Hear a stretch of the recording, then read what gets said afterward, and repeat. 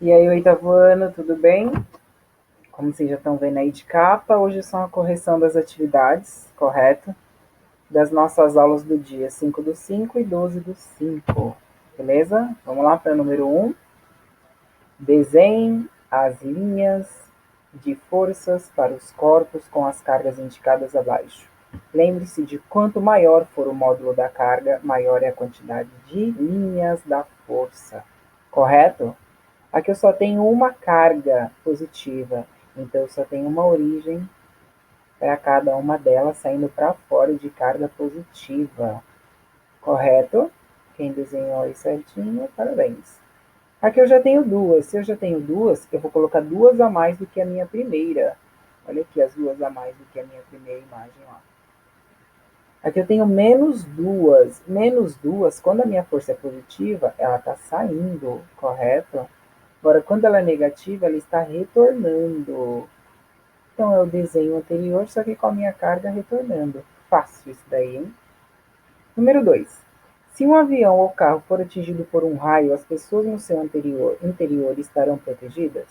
Por que isso acontece? Qual que é o fenômeno, gente? O fenômeno de blindagem e o quê? Eletroestática. Correto? Só isso daqui já colocando, já acertou. Quem colocou do campo elétrico no interior de condutores é nulo, também está correto. Tudo bem? 3. Explique por que as linhas de força saem dos corpos eletrizados positivamente e entram nos corpos eletrizados negativamente. Qual que é também a mesma ideia? Quando uma carga de prova é colocada na região próxima ao campo elétrico, temos o sentido e direção da força elétrica, o nosso querido campo, correto? 4. Explique qual é a relação entre a intensidade do campo elétrico e a concentração das linhas de força. Campo elétrico e linha de força. Quanto maior a concentração das linhas de força, maior vai ser a intensidade de quem? De um campo elétrico. Tudo bem até aí? Número 5. De que maneira você consegue detectar a presença de um campo elétrico em uma determinada região de espaço? Colocando nessa região a carga elétrica de teste. Até aqui está ótimo. Só a carga elétrica de teste. Número 6. As linhas de força de um campo elétrico são um modo conveniente de visualizar o campo elétrico. Indicam a direção de campo em qualquer ponto. Leia as opções abaixo e assinale a afirmativa correta. Quando a gente está falando a gente do campo elétrico e visualizando ele de qualquer ponto, a gente está falando da letra D, que é o quê? As linhas de força saem da carga negativa e entram na carga positiva. Beleza? Página de número 19 e 20. Defina corrente elétrica. Apresente seu símbolo e sua unidade no sistema internacional. O que é uma corrente elétrica, gente? Nada mais é do que um movimento ordenado de cargas. E qual é a letra que é simbolizada a nossa intensidade? A letra E minúscula, correto? E a unidade de medida é o ampere, letra A maiúscula. E aí tá fácil. Na 2, a corrente elétrica é produzida pelo movimento ordenado de cargas elétricas em materiais que são bons condutores de eletricidade. Normalmente, os metais são exemplos de bons condutores elétricos por apresentarem elétrons livres. Das afirmações abaixo, apenas uma é verdadeira. Qual delas que apresenta os elétrons livres? A letra D.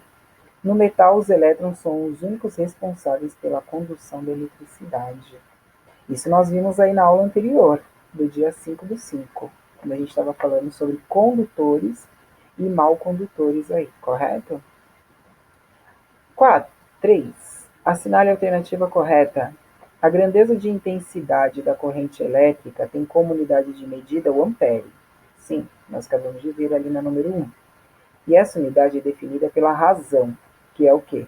A divisão entre duas unidades que são, respectivamente, quais são elas?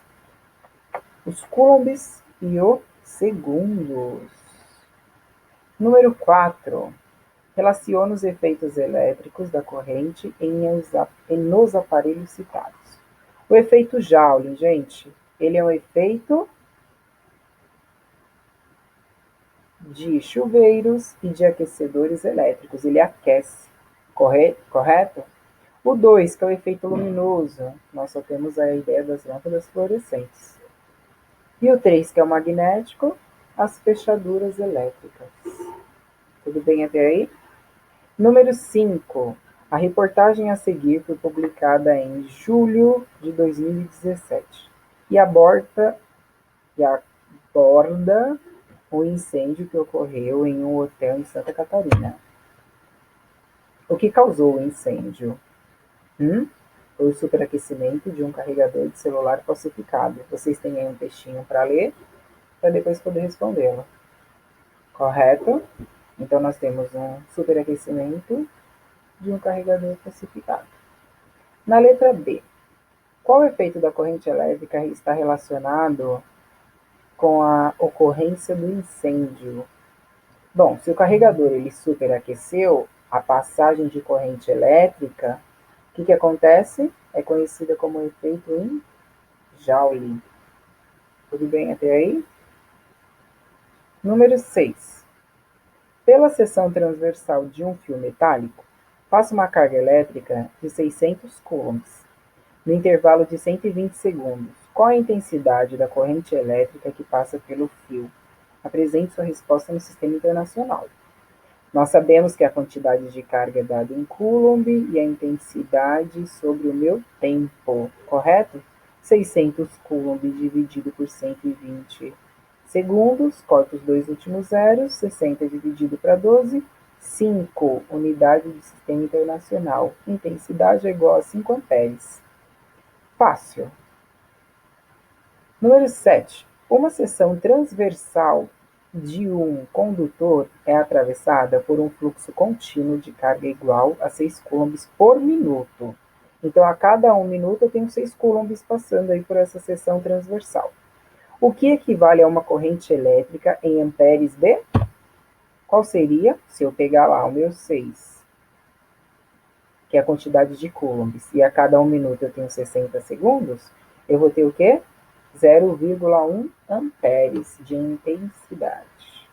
Número 8. Isso tá fácil, gente. Isso daí são formulazinhas que vocês vão ter em prova também. 8. Uma pilha completamente carregada fornece uma carga elétrica de 9.000 coulombs. Um aluno resolve ligar a pilha em uma lâmpada que necessita de uma corrente elétrica constante de 1,5 amperes. Durante quanto tempo, em minutos, essa pilha terá a lâmpada acesa? Bom, agora ele já está me dando a quantidade de carga em coulombs e a minha intensidade. Eu quero saber o tempo, correto? Inverto, transformo o meu coulomb pela base dele, né? Da base de 10. 9 vezes 10 elevado a 3 dividido por 1,5, eu obtenho um tempo de 6.000 segundos. Convertendo tudo isso aqui para minutos, eu tenho 100 minutos. Beleza? Isso daí tá fácil, turminha. Vamos aí para a próxima. 9. Uma bicicleta tem um motor elétrico que pode ser atravessado por até 1 vezes 10 elevado a 20, que é o meu coulomb, elétrons em 8 segundos. Determine a corrente elétrica máxima que passa pelo motor elétrico, sabendo que a quantidade da carga elementar de um elétron. Qual que é a carga elementar, gente? Vocês viram isso lá no livro de vocês, até mesmo em sala ainda. 1,6 vezes 10 elevado a menos 19 coulombs. Aqui eu vou trabalhar com a quantidade de quê? Quantidade de cargas, correto? Aqui seria o meu coulomb, não é? Minha quantidade de cargas de elétrons recebidos e o coulomb. Então, eu tenho quantidade de carga é igual a 1 vezes 10 elevado a 20 vezes 1,6 vezes 10 elevado a menos 19. Tudo isso vai me dar uma carga de 16 coulombs. Como eu quero saber a intensidade, vou para a parte da intensidade. 16 dividido por 8, que 8 são os meus segundos, eu obtenho 2 amperes de intensidade. Beleza? Na página de número 23 e 24, vamos lá. 1.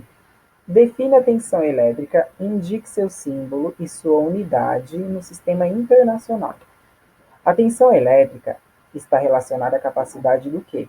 De produzir a corrente elétrica. E o símbolo dela nós sabemos que é a tensão, que é dada pelo U, e no sistema internacional é o volt.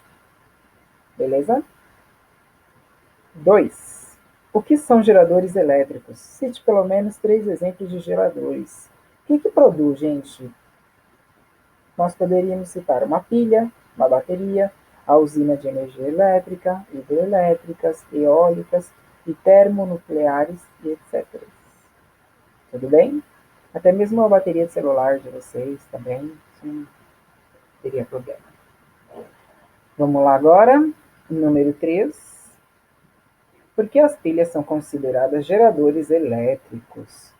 Cite que tipo de tensão as pilhas produzem.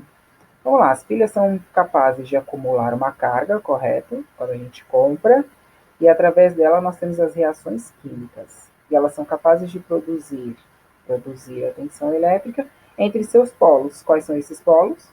Positivo e negativo. Beleza? Então as pilhas produzem uma tensão contínua. Fácil, tá lá no textinho também do livro de vocês, isso daí. Número 4. As usinas são geradores elétricos de alta tensão. Que tipo de corrente elétrica é fornecida por uma usina? Qual que é a corrente elétrica, gente? É uma corrente elétrica alternada, correto? Porque no Brasil, ela se alterna 60 vezes por segundo, que é a força que ela tem dentro do meu cabo até percorrer a minha casa. Tudo bem? Número 5. Por que alguns controles remotos não funcionam quando a polaridade da pilha é invertida? O que será que acontece? Invertendo a polaridade, não é? O sentido da corrente é invertida. E o controle remoto deixa de funcionar. Só isso. Mais simples que isso. Número 6. Por que os controles remotos indicam a posição dos polos das pilhas e os pinos dos carregadores da bateria do celular não fornecem essa informação? Na verdade, fornece, tá? Se vocês olharem a bateria de celular antigo, que ainda dá para tirar a bateria, vocês vão ver que do lado daqueles 3 pininhos de entrada, de encaixe, ele tem lá o mais e o menos, correto? O primeiro é sempre a positiva, o do meio é o neutro, tá? E o último é o negativo, ele fornece. Porque os pinos dos carregadores da bateria de celular recebem corrente alternada. Mesmo recebendo a corrente alternada, ele tem os polos positivos e negativos. Tudo bem até aí? Vamos para a próxima, número 7. Um dos efeitos da tensão elétrica produzida entre as nuvens de fortes tempestades e a superfície terrestre é a rápida descarga elétrica. O raio, em condições de instabilidade climática, que são as típicas de temporais, os fortes ventos provocam atritos e colisões entre os pequenos cristais de gelos e as gotículas de água que compõem as nuvens. Essas colisões resultam na eletrização por atrito da nuvem, fazendo com que ela fique com cargas elétricas positivas embaixo e negativas em cima, ou vice-versa. Vocês têm aí uma imagem no livro de vocês para poder acompanhar, correto? Letra A. Investigue o funcionamento dos para-raios, explicando o material do qual são feitos, o formato mais apropriado para atrair as cargas elétricas e por que são instalados em cima de construções elevadas. Tudo bem? Aqui ele dá um início para a gente, ó. Os para-raios são constituídos de materiais metálicos, em geral de cobre, aço ou alumínio. Qual é a outra parte principal? É importante que sejam instalados nos pontos mais altos, visto que a corrente elétrica é estabelecida pela menor distância entre a nuvem e a superfície. Tudo bem até aí? Tá a resposta de vocês. Na letra B, ele quer saber o quê? Descubra quais são os melhores locais para se proteger dos raios em dia de tempestade, quando se está embaixo quando está em ambientes externos. Vamos lá.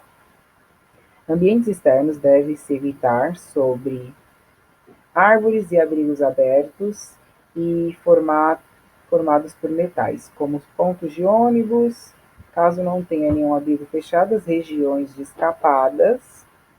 A ideal é permanecer abaixo ou deitado até que a tempestade diminua. Nossa, a letra é muito pequena aqui. Tudo bem até aí? Próxima, página de número 28. Defina a resistência elétrica e indique seu símbolo no sistema internacional. Resistência elétrica, nós sabemos que é uma passagem da corrente, beleza? O símbolo dela é o R, que é um resistor, e o seu sistema internacional, o Ohm, que é uma patinha lá de cavalo. Tudo bem? Número 2. Um resistor é percorrido por uma corrente elétrica de 5 amperes, quando submetido a uma tensão de 80 volts. Determine a resistência elétrica desse resistor. Resistência, nós sabemos a fórmula aqui, ó. Simples, correto? Nós temos a voltagem e nós temos aqui a ideia da minha intensidade.